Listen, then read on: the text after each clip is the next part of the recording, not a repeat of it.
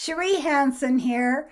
Today I had a lovely experience of uh, pulling myself out of my usual focus of accomplishing something, striving toward a goal, and just sat on the deck eating my avocado toast.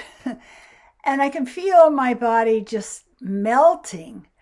I could feel all of the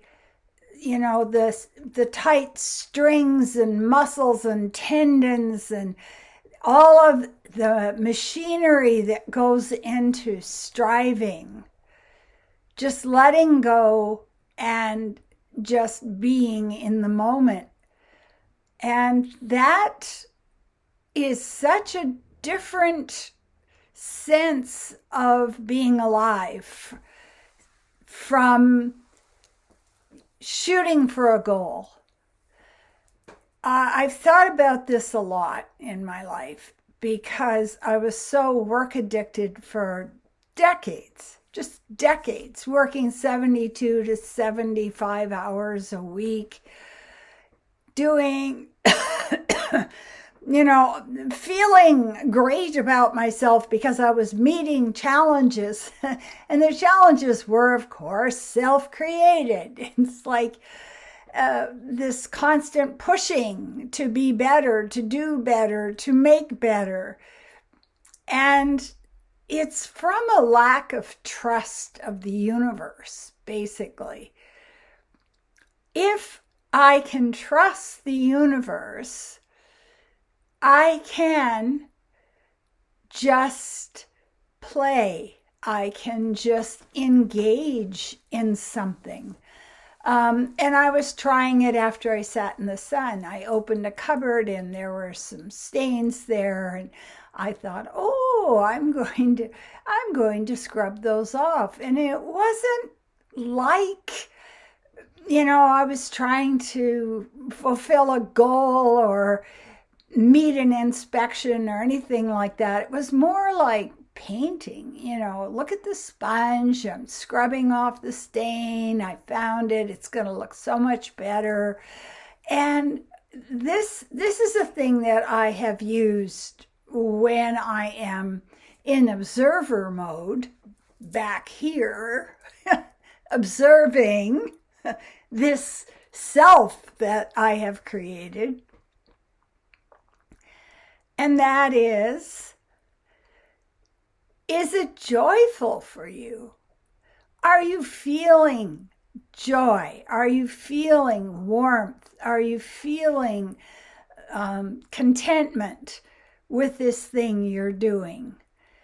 And this is where I am right now, is I'm understanding that I have to retrain my brain.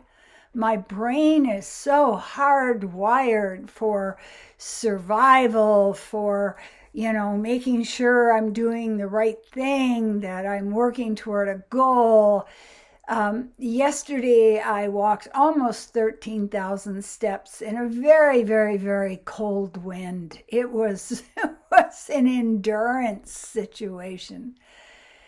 And when I got back that evening, I could see my ego was trying to interfere.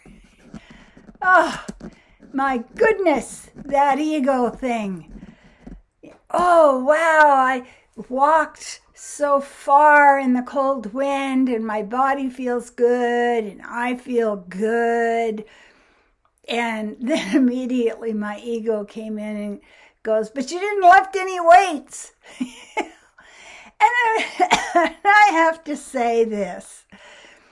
If you have a habit of being dissatisfied with yourself, you need to rewire so that you can get to a place where you accept yourself. But there's going to be pushback at first.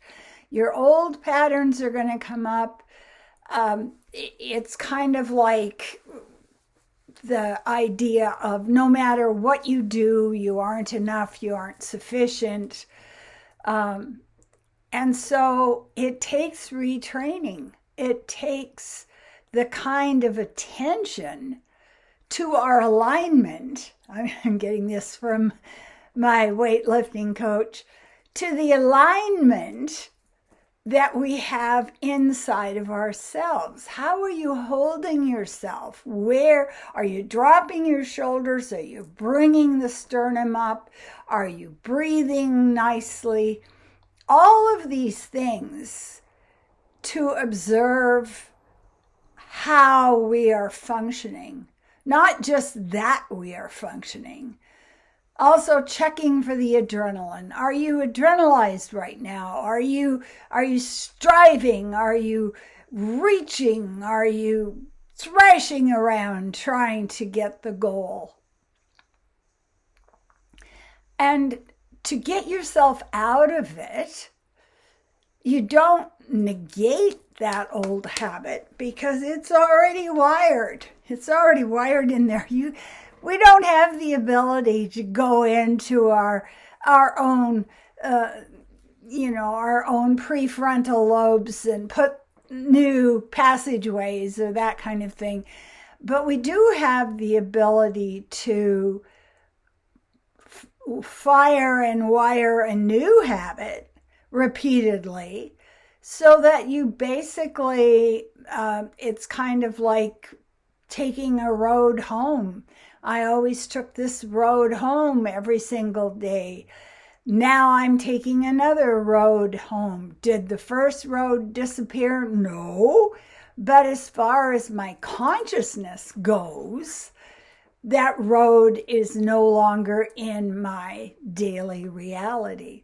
So I do want to encourage people who are in a place where they've got mind habits, they've got imprinting, they've been inculcated into belief systems that are very damaging to the body, the immune system, to the soul. And just get into a place where you are going to decide something better, something happier, something more fun. Like sitting in the sun. I don't know how long I was out there, but I'm thinking to myself, wow, this is pretty intense, this sense of relaxation. And also the Wim Hof breath does that for me as well. It clears out the heavy negative things that my ego is planting in my garden. Oh, look at that. There's this ugly cactus growing in my garden. Who did that? It's your ego. So don't get in a fight with yourself. Treat yourself as if you were your own kind parent. And I always remember when I was part of a cooperative parenting group for toddlers, how I was taught to distract the toddler when you wanted to get the knife out of their hand. Like they've got something that's going to really hurt them. And you can't just throw them to the floor and take that away. You need to show them something else that they would like.